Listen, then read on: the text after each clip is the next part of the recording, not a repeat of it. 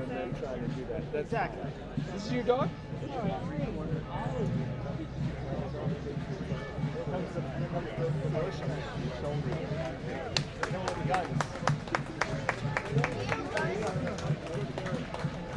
Yeah, they're coming here.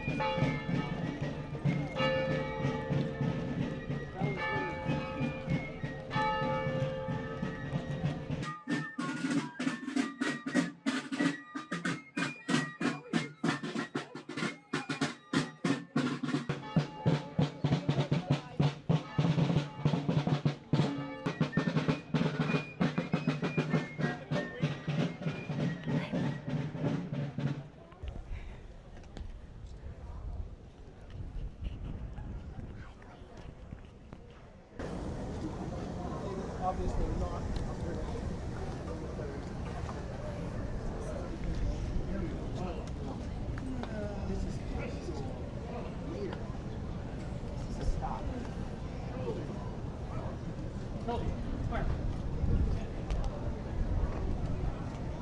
Right about face.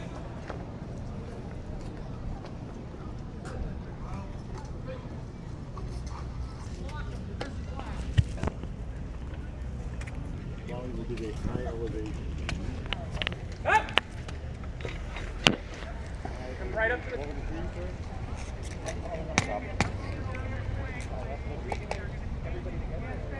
Everybody together. One ball.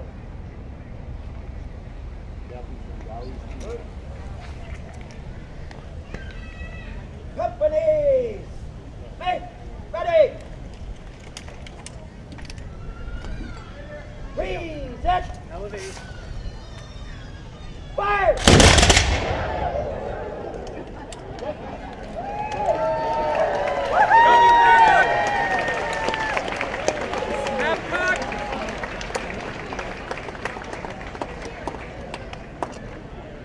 Rearing, right about face.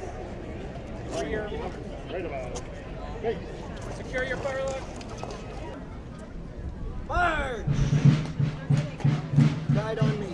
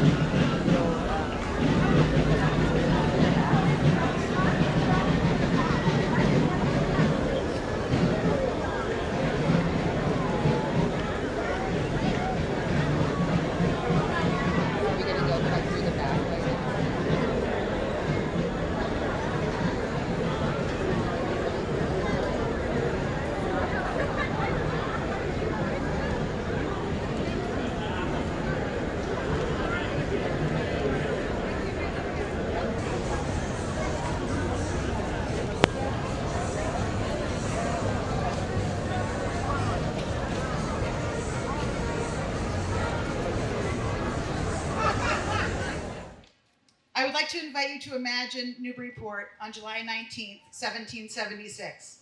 You are standing in the place where the townsfolk of Newburyport heard the Declaration of Independence on the 19th of July, 1776.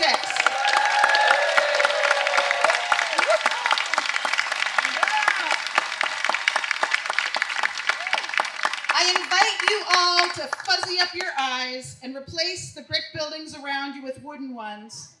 Imagine you are standing on cobblestones.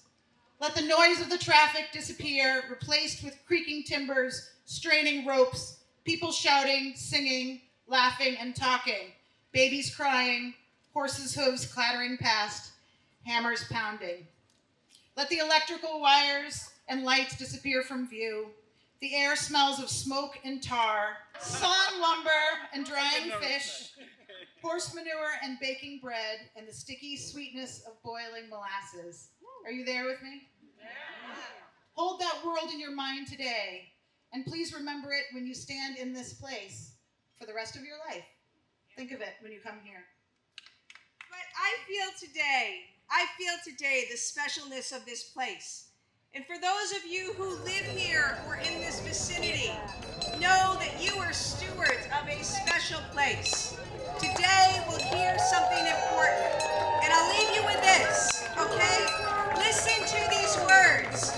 Those of you who have your copies, read along. And after today, read the words again. Read them to your parents. Read them to your kids. Read them to your loved ones. And know that in those words is the power, the proof of what's possible, and the declaration for what must be done today in the name of freedom, in the name of equality, in the name of liberty, and of all we hope and aspire for in this great, great country of ours.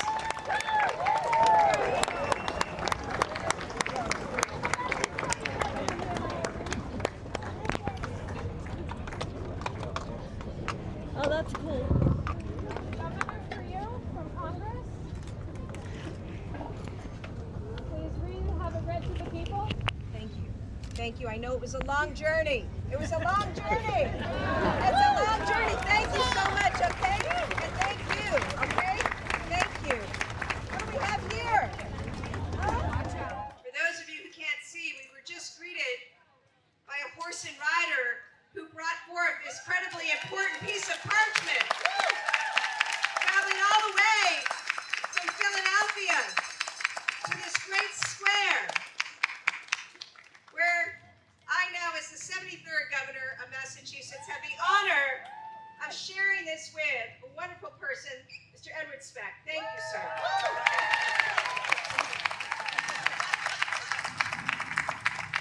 We want to acknowledge that the extraordinary world-changing document that just rode in here on the horse makes no mention whatsoever of enslaved people. And as you are about to hear me read, what it does say about our native peoples is highly derogatory.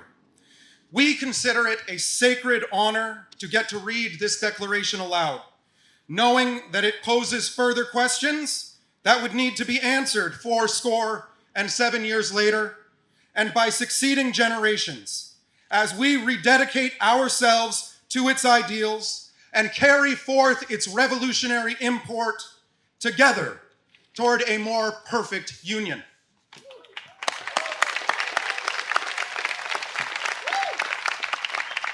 In Congress, July 4th, 1776, the unanimous declaration of the 13 United States of America. When, in the course of human events, it becomes necessary for one people to dissolve the political bands which have connected them with another, and to assume among the powers of the earth the separate and equal station to which the laws of nature and of nature's God entitle them, a decent respect to the opinions of mankind requires that they should declare the causes which impel them to that separation. We hold these truths to be self-evident, that all men are created equal, that they are endowed by their Creator with certain unalienable rights, that among these are life, liberty, the pursuit of happiness, that to secure these rights, governments are instituted among men, deriving their just powers from the consent of the governed, that whenever any form of government becomes destructive of these ends, it is the right of the people to alter or to abolish it.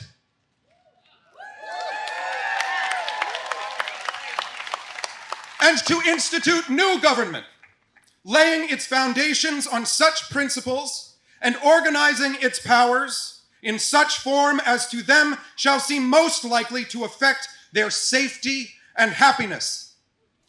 Prudence, indeed, will dictate that governments long established should not be changed for light and transient causes, and accordingly all experience hath shown that mankind are more disposed to suffer while evils are sufferable than to right themselves by abolishing the forms to which they are accustomed. But when a long train of abuses and usurpations pursuing invariably the same object evinces a design to reduce them under an absolute despotism, it is their right, it is their duty to throw off such government and to provide new guards for their future security.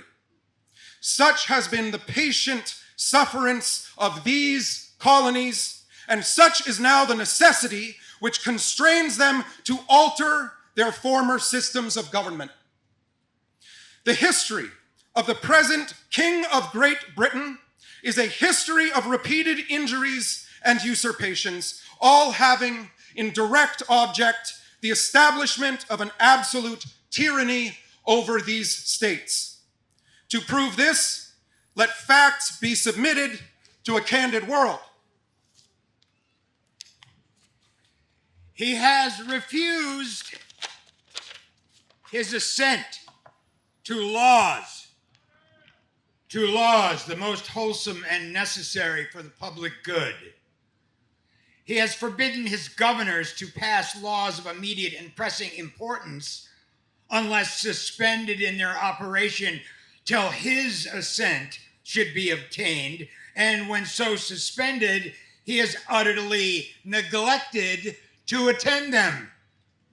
He has refused to pass other laws for the accommodation of large districts of people unless those people would relinquish the right of representation in the legislature, a right inestimable to them and formidable to tyrants only. He has called together legislative bodies at places unusual, uncomfortable, and distant from the depository of their public records for the sole purpose of fatiguing them into compliance with his measures. He has dissolved representative houses repeatedly for opposing with manly firmness his invasions of the rights of people.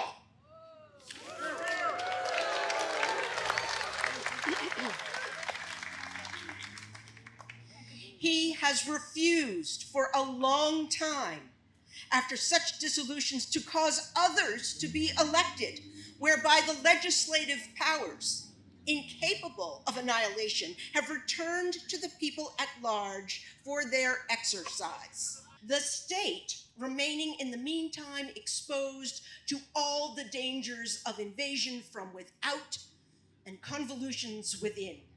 He has endeavored to prevent the population of these states, for that purpose obstructing the laws for naturalization of foreigners. Refusing to pass others to encourage their migrations hither, and raising the conditions of new appropriations of lands. He has obstructed the administration of justice by refusing his assent to laws for the establishing of judiciary powers. He has made judges dependent on his will alone for the tenure of their offices and the amount and payment of their salaries. He has erected a multitude of new offices and sent hither swarms of officers to harass our people and eat out their substance. He has kept among us in times of peace standing armies without the consent of our legislatures. He has affected to render the military independent of and superior to the civil power. He has combined with others to subject us to a jurisdiction foreign to our Constitution and unacknowledged by our laws, giving his assent to their acts of pretended legislation. For quartering large bodies of armed troops among us. For protecting them by mock trial from punishment for any murders which they should commit on the inhabitants of these states.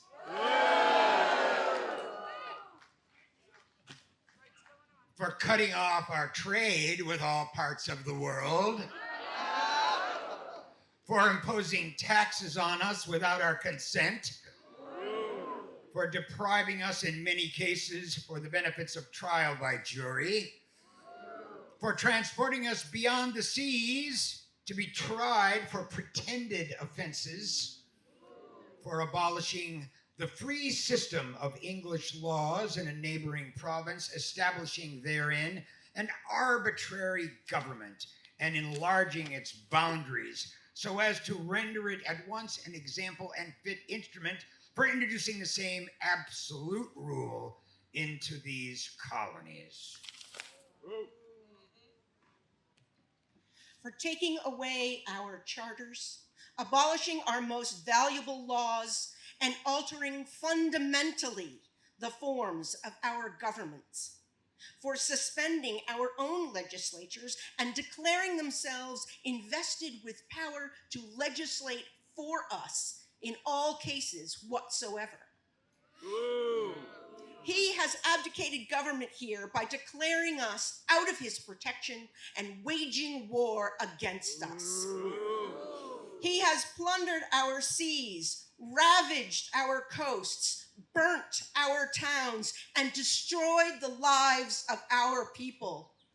He is at this time transporting large armies of foreign mercenaries to complete the works of death, desolation, and tyranny already begun with circumstances of cruelty and perfidy scarcely paralleled in the most barbarous ages and totally unworthy of the head of a civilized nation.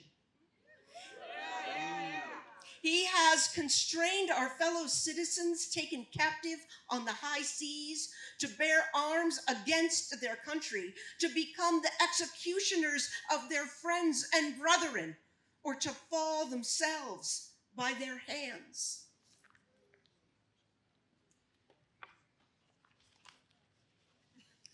He has excited domestic insurrections among us and has endeavored to bring on the inhabitants of our frontiers, the merciless Indian savages, whose known rule of warfare is an undistinguished destruction of all ages, sexes, and conditions.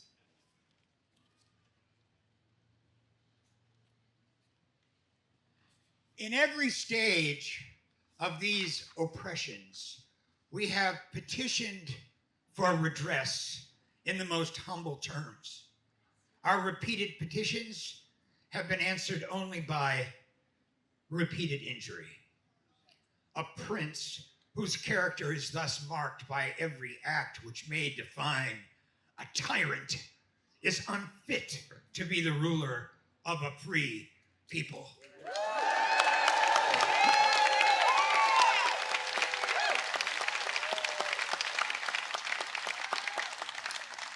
Nor have we been wanting in attentions from our British brethren.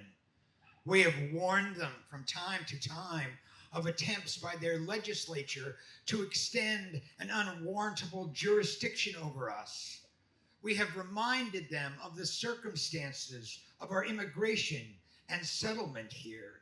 We have appealed to their native justice and magnanimity, and we have conjured them by the ties of our common kindred to disavow these usurpations, which would inevitably interrupt our connections and correspondence. They too have been deaf to the voice of justice and consanguinity. We must therefore acquiesce in the necessity which denounces our separation and hold them as we hold the rest of mankind, enemies in war, in peace. Friends.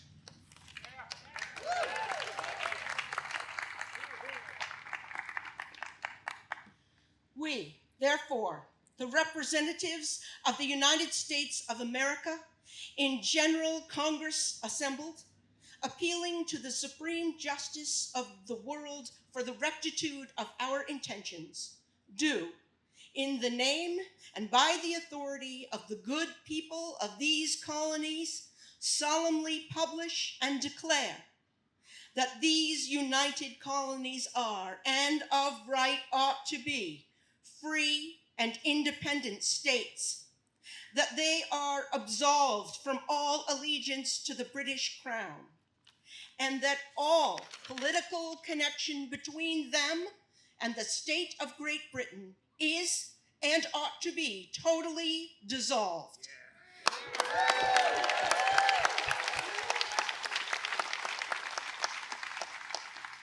And that as free and independent states, they have full power to levy war, conclude peace, contract alliances, establish commerce, and to do all other acts and things which independent states may of right do. And for the support of this declaration, with a firm reliance on the protection of divine providence, we mutually pledge to each other our lives, our fortunes, and our sacred honor.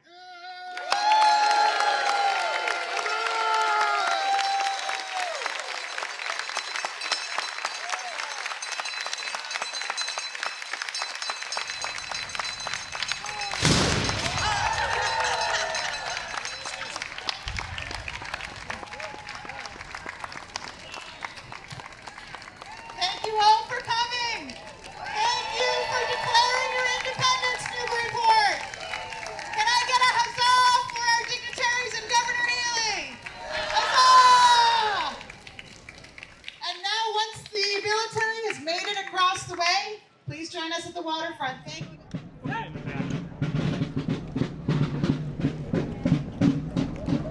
He'll be here soon enough. We'll get him here.